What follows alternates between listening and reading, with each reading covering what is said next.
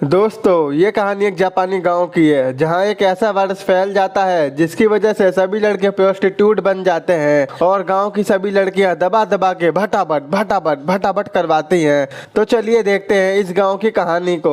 अगर आपको फुल खुल्लम खुल्ला सीन देखना है तो अभी मेरे टेलीग्राम चैनल पर ज्वाइन हो जाओ। मौज ना आ जाए तो कह देना। ये कहानी एक जापानी गाँव के बहुत पुराने समय की है जहाँ पर एक ऐसा वायरस फैल गया था जिसको सभी लोग रेड फॉक्स कहा करते थे। इसकी वजह से पूरे जापान में जितने आदमी हुआ करते थे ये वायरस उनके ऊपर बहुत ही ज्यादा मात्रा में फैलता था, जिसकी वजह से 100% में से 80% आदमी मर चुके थे। वायरस तो अब यहाँ पर खत्म हो जाता है, लेकिन इसकी वजह से सब कुछ यहाँ पर चेंज हो गया था। जो काम पहले बाहर जाकर आदमी किया करते थे, जैसे काम करना, अपनी फैमिली को पालना और सब कुछ बाहर का काम करना, ये सारे काम औरतें करती थी और यहीं पर वो अपनी फैमिली को काम करके पालती हैं। और जो बच्चे कुछ आदमी हैं उनका काम है मेकअप करके सेंटी बनना और पूरे दिन यहाँ वहाँ डोलकर लौंडिया फंसाना और उनके साथ भटाभट भटाभट भटाभट करना। जिन लड़कियों के बच्चे नहीं होते थे ये उनकी बच्चे करने में हेल्प करते थे। और अब यहाँ पर शादियां भी नहीं हुआ करती थी। जो लोग यहाँ पर अमीर होते थे केवल उन्हीं की शादियां हो पाती थी। इसके बाद हम एक 19 साल के लड़के यूनोसिन को देखते हैं। ये थोड़ा सबसे अलग है,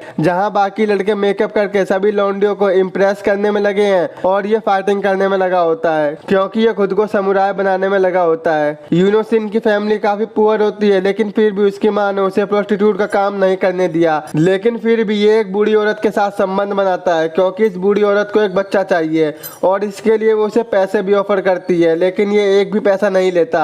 यूनोसिन के घर के बाहर लड़कियों की लाइन लगी रहती है क्योंकि ये बहुत ही स्मार्ट होता है और ऊपर से ये लड़ाई में भी माहिर होता है। इसी वजह से इसके लिए काफी रिश्ते भी आते हैं, लेकिन ये सभी रिश्तों को रिजेक्ट कर देता है क्योंकि ये एक लड़की से प्यार करता है जो इसकी बचपन से ही काफी अच्छी दोस्त है, जिसका नाम ओनुबू है। दोनों एक दूसरे को काफी टाइम से पसंद करते हैं, लेकिन आज तक ये दोनों एक दूसरे को बोल नहीं पाते कि ये एक दूसरे को पसंद करते हैं क्योंकि ओनुबू की फैमिली कुछ ज्यादा ही रिच है। इसीलिए यूनोसिन उससे बोल नहीं पाता क्योंकि वो काफी अमीर लड़की है। घर आते ही यूनोसिन देखता है कि उसकी फैमिली की हालात काफी बुरी हो गई है। उनके पास ना कुछ खाने को है और ना कुछ पीने को। इसीलिए यूनोसिन डिसाइड करता है कि मैं ओकुल जाऊंगा। ओकुल का मतलब राजमहल में होने वाला एक तरह की प्रतियोगिता है। इनमें जो सभी आदमी होते हैं वो खुद को बहुत ही खूबसूरत बनाकर रानी के सामने आते हैं ताकि रानी उनमें से एक को पसंद कर ले और उनके बच्चों को जन्म दे सके। और यहाँ पर आकर इन्हें काम करना पड़ता है, जिसके बदले इन्हें कभी कभी थोड़े पैसे भी दिए जाते थे। इस प्रतियोगिता में शामिल होने के लिए पूरे जापान से लगभग 3000 लोग आएंगे और वहीं पर यूनोसी ओनुबू को बताता है कि वो भी ओकुल जा रहा है। ओनुबू उसे जाने से मना करती है क्योंकि वो भी उसे सच्चा प्यार करती है, लेकिन अब ये भी जाने के लिए मजबूर होता है। अब वहीं पर यूनोसिन ने ओकुल ज्वाइन कर लिया है। वहाँ पर उसको एक टीचर मिलते हैं जो उसको ओकुल की जगह को दिखाते हैं और वो बताते हैं कि तुम अभी सबसे लोअर रैंक में हो, जिनका काम यहाँ पर झाड़ू लगाना है और साफ सफाई करना है। जैसे जैसे तुम ऊपर रैंक में जाओगे तुम्हारा काम भी अच्छा होता जाएगा। और वैसे भी अभी रानी बच्ची है, वो केवल 7 साल की है। अभी तो तुम सभी के पास बहुत टाइम है क्योंकि जब रानी बड़ी होंगी तभी वो बच्चे को जन्म देंगी। और वहीं यूनोसिन ओकुल के सबसे बड़े लीडर नामी से मिलता है जो उसे बताता है कि यहाँ पर तुम जो कुछ भी देखोगे या सुनोगे उसे बाहर नहीं बताना और अपना मुंह बंद करके रखना है। जब यूनोसिन अपने रूम में जाता है तो वहाँ के लड़के उसकी काफी बेइज्जती और उसे परेशान करते हैं और उसके बालों का भी सभी लोग मजाक उड़ाते हैं। जहाँ ये अपनी चोटी की वैल्यू इन सभी को बताता है और अब यहाँ इसे दूसरों से ज्यादा काम करवाया जाता है और ये इस काम से खुश था क्योंकि इसे इसके ज्यादा पैसे भी मिलेंगे। वहीं पर काम करते करते इसका एक फ्रेंड भी बन जाता है जो उससे कहता है बेटा टैंक में रखी गोल्ड फिश से अच्छे से बात करियो क्योंकि वो भी हमसे यहाँ पर ऊपर रैंक की है और हम यहाँ जानवरों से भी नीचे काउंट होते हैं। वहीं पर कुछ लड़के इसका जीना मुश्किल कर देते हैं, इसे मारते पीटते हैं और इसका खाना भी गिरा देते हैं। और वहीं रात में 3 हायर रैंक के आदमी यूनोसिन के रूम में आकर घुस जाते हैं और इससे भटाभट भटाभट भटाभट करने की कोशिश करते हैं, लेकिन यूनोसिन उनसे लड़ता है और उन्हें मार के भगा देता है क्योंकि ये तो है ही फाइट में मास्टर। अगले दिन यूनोसिन ये सारी बात अपने फ्रेंड को बताता है। उसका फ्रेंड कहता है ये सब तो यहाँ पर नॉर्मल है क्योंकि अभी रानी 7 साल की है और ओकुल में लड़कियों का आना साफ मना है, इसीलिए ये सभी आदमी एक दूसरे के साथ ही भटाभट भटाभट कर लेते हैं। ये जानकर यूनोसिन को काफी अजीब सा लगता है। एक दिन ये कुछ आदमियों को एक रूम में फाइट करते हुए देखता है और वो भी बाहर प्रैक्टिस करने लगता है, जिसे देखकर नामी उसके पास आता है और उसको अंदर ले जाता है और उसे फाइट करवाता है। अब इसकी फाइट यहाँ पर सबसे बड़े फाइटर के साथ होती होती है जहाँ पर सभी लोग इसका मजाक उड़ाने लगते हैं। वो कहते हैं अबे चल ये क्या जीतेगा। फाइट होते ही यूनोसिन उसे 2 झटके में हरा देता है। ये देखकर सब शॉक हो जाते हैं और वो फाइटर भी, जिसकी वजह से वो बहुत गुस्से में आ जाता है और यूनोसिन को उल्टा सीधा बोलकर चला जाता है। एक रात यूनोसिन अपने फ्रेंड को बताता है कि उसे यहाँ पर बिल्कुल भी अच्छा नहीं लग रहा है।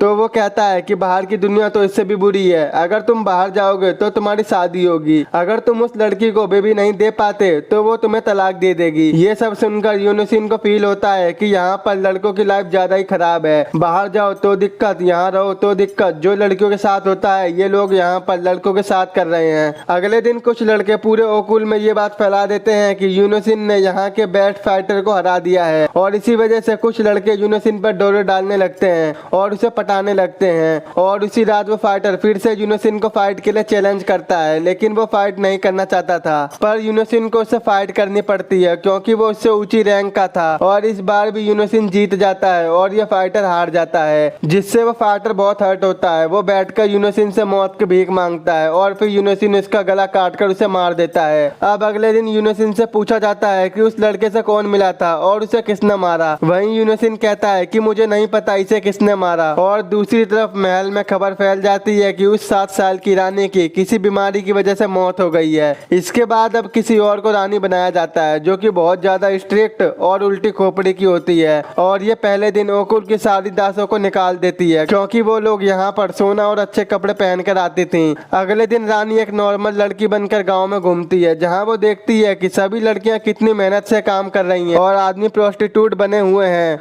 वहीं पर रानी एक छोटे से लड़के से मिलती है जो कि प्रोस्टिट्यूट नहीं बनना चाहता था। दूसरी तरफ ओकुल में खबर फैल जाती है कि अब रानी सभी लड़कों को देखने के लिए तैयार हो गई हैं और तुम सबके पास बहुत कम टाइम बचा है, इसीलिए तुम लोग तैयारियां शुरू कर दो और इसमें केवल हायर क्लास के आदमी जाएंगे। लेकिन यूनोसिन तो लोअर क्लास का होता है पर नामी उसे हायर क्लास में प्रमोट कर देता है। और अगले दिन सभी अपने लिए रंग बिरंगी ड्रेस चूज करते हैं, लेकिन यूनोसिन ब्लैक ड्रेस को पसंद करता है और अपने टेलर से एक मस्त सी ड्रेस बनवा लेता है। लेकिन उसके पास उसे देने के लिए कुछ नहीं होता, ना ही पैसे और ना ही कुछ, इसीलिए वो उसे किस दे देता है। और ऐसे ही कुछ दिन तक ये टेलर और यूनोसिन प्यार मोहब्बत करते हैं और इनका चलता रहता है। अब वो दिन आ जाता है जिसका सभी को बेसब्री से इंतजार होता है। जब यूनोसिन अपनी ब्लैक ड्रेस में आता है तो सभी लोग उसका मजाक उड़ाने लगते हैं क्योंकि वो सबसे अलग ड्रेस पहनकर आया था। इसके बाद रानी आती है और तभी उनका पैर गलती से फिसल जाता है जिसकी वजह से वो लड़खड़ा जाती हैं और उनमें से एक तभी हंस पड़ता है। तो रानी कहती है कौन सा है बे।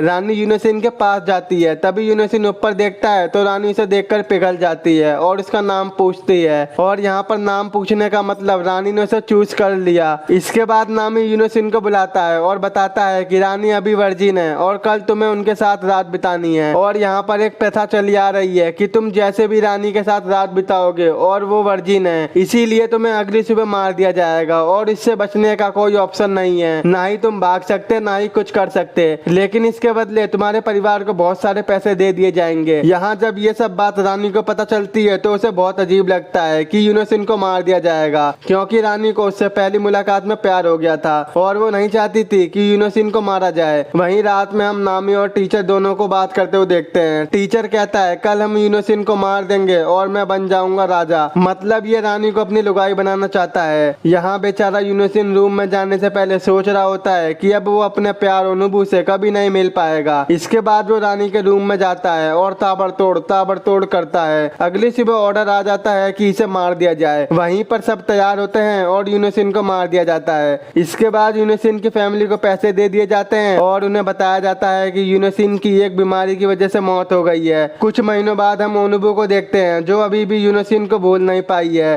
तभी एक दिन यूनोसिन भी वहाँ पर आ जाता है। शौक हो गए ना कि ये जिंदा कैसे है, चलो बताता हूँ। उस दिन उसे मारा नहीं गया था।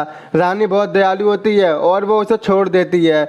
वहीं ओनुबू कहती है अब मैं तुम्हें कहीं नहीं जाने दूंगी। दूसरी तरफ रानी ओकुल में सभी लड़कों को वहाँ से आजाद कर देती है और कहती है तुम अब आजाद हो, तुम्हें जो करना है वो करो। और वो उनको थोड़े थोड़े पैसे भी देती है। यहीं पर इस मूवी का एंड हो जाता है।